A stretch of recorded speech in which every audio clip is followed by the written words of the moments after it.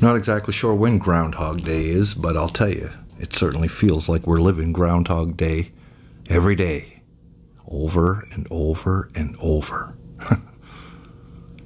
2 weeks to flatten the curve, they said. Now we're into our second year of lockdowns, shutdowns, masks, vaccines, you name it, it's here. It's going to be here for a while, probably a long while. It's going to be here until we decide that we've had enough of it as a society, as a whole. But I don't see that happening anytime soon. Not from what I see around Winnipeg and from around our country and from around the world. It doesn't look like that's going to happen.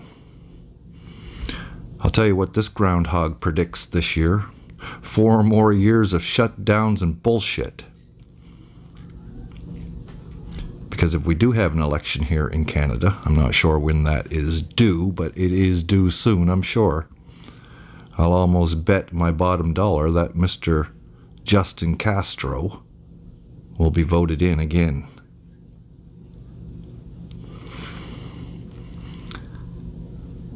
Illegally or legally, it doesn't matter. Cheating or honestly. But honestly, I don't think they're going to need to cheat to get Fidel Trudeau back in. Not from what I see. We have a lot of ignorance going on out in the world today, especially in our own country, especially here in Canada. I would have to say we're probably one of the biggest herds of sheep on this side of the Atlantic Ocean, if not in the world. But the fact that they aren't even going to have to cheat to put that man back in power should scare you. Because when I see all of these people running around in their cars by themselves, wearing their masks, out walking down the street with no one around wearing their masks, and I see it everywhere I go, pretty much everyone is masked up everywhere. That tells me that there's a lot of followers that's willing to vote this piece of shit, I'm sorry, but he is, back in power. Because anyone that's willing to sell our country down the river and its people and bring tyrannical mandates down on us is a piece of shit. Plain and simple. Lots of problems, but don't seem to be a lot of solutions out there. The solutions to our problems like Walmart and Amazon and Costco and all the big box retailers making all the dough, getting richer by the minute, while every small mom and pop shop is closed up or hindered by restrictions. Many of them closed their doors for good. Many more are to come. And if we keep going the way we're going, all of them will be closed eventually, and all we'll have left is the big box stores. I'd tell you to stop going to Costco and Walmart, boycott them. But hell, I'd be a hypocrite. What alternatives do we have? Mom and Pop certainly are too scared to do anything. They're some of our front lines in this battle, and they've given up on us. The small businessman in our community has fallen lock, step, and barrel in line with the powers that be, willing to mandate or willing to enforce their mandates. Are you being paid to enforce their mandates that goes against our constitutional rights and freedoms? I understand emergency powers for a while, but really, going on 2 years now? And there's nothing there to justify these restrictions?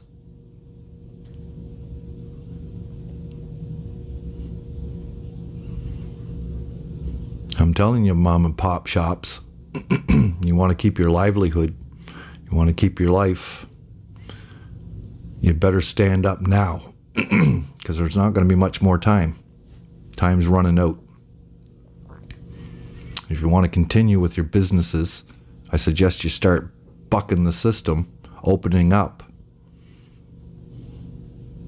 I'll be one of the first customers at your door if you're willing to do that. I don't even care if I need the product you're carrying. I'll support you with what I can.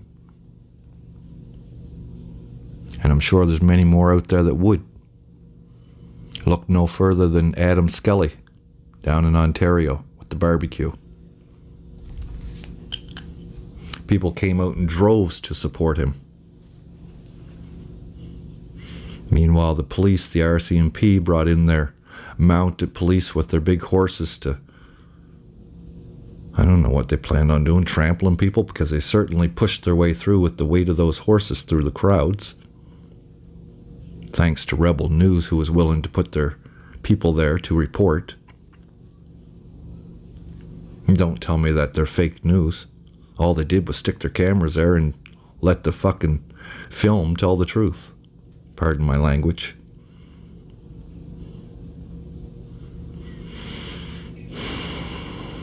So come on, mom and pop shops. Open up. Give me a choice. Give me somewhere to shop other than Costco and Walmart. God knows they don't need our money, because they're using it against us anyway.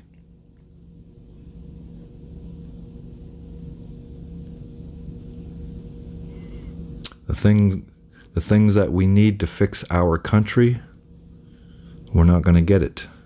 I don't see anything out there right now. I don't see a leader. I don't see a politician that's willing to stand up for our rights, our individual rights. Standing up and calling this out for what it is, a scam. Nobody's saying that there isn't a flu going around. Happens every year.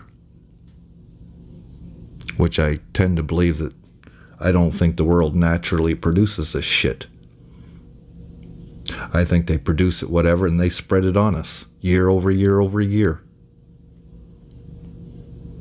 Can't prove it. But I have a hunch. And I wouldn't be surprised. Because you people out there that think the government wouldn't do anything to harm its people, start reading your history. Start looking back. Start thinking. With a little bit of reasoning and logic. Give somebody that kind of power.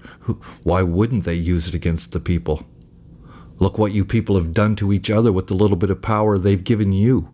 With a snitch line. With fear. And now you're all turned into little Nazis, ready to call on your neighbor. Ready to go out into the mall and yell at someone because they're walking down the wrong way against the arrows. I seen that happen just the other day when I was at the mall at St. Vital here in Winnipeg. Two middle-aged gentlemen, one walking against the arrows, one going the right way. No one else in the hall or in that aisleway, at least for a good 100, 200 yards. And he had the nerve to yell at the guy because he was walking against the arrow. Who gives a shit? Of course, what did I do? I went right over on the other side and started walking against the arrow too. Didn't say anything to me. I guess I looked a little more energetic, a little more lively, so he didn't want to tackle me. The guy that he was abusing was a little more, I don't want to say feeble, but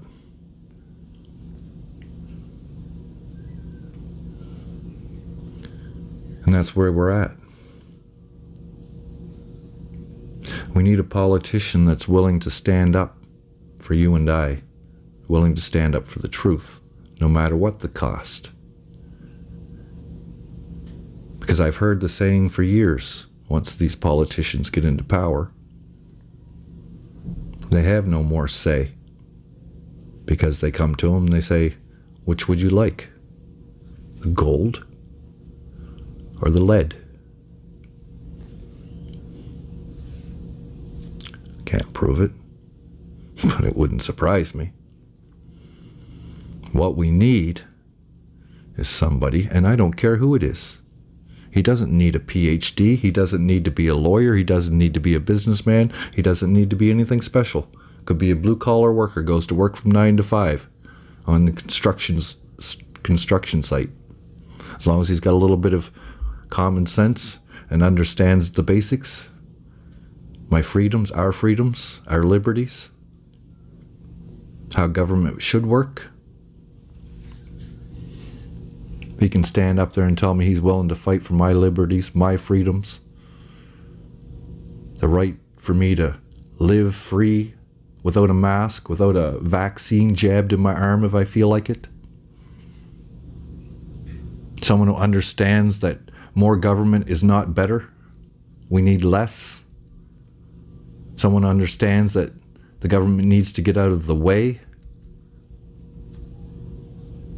so that the economy and the engine can run.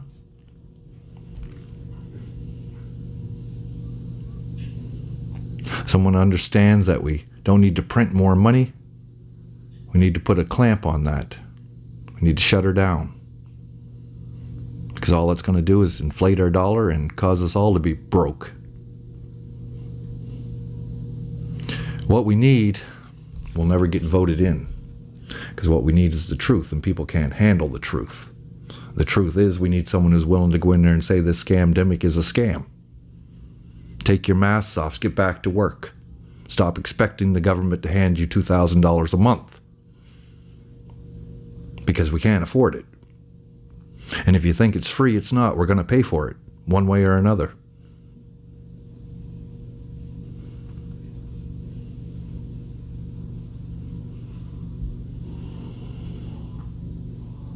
It don't take a rocket scientist to do the right thing.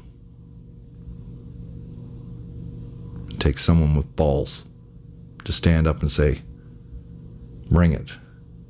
Give me all you got. I'll take your lead.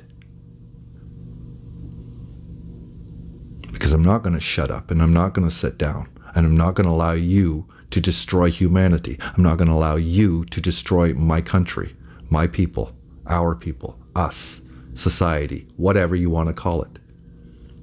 The individual. Why do you think they want to categorize us all the time? Put us in a group. It's much easier to manage us as a group, as a category, than it is to deal with us as individuals. You folks out there demanding special rights. I don't care what group you are. Do you not understand that if you're given a special right, a right is taken from someone else? You've probably given up more rights by demanding special rights than you know. Because the strongest and the most prevalent rights we have is the individual rights. And we all have the same individual rights equally. That's what makes us equal. When we start taking responsibility for ourselves, start demanding that we be treated as an individual and not a group or a category or a color or a race. We are all humans. We are all of the same race, the human race. All lives matter.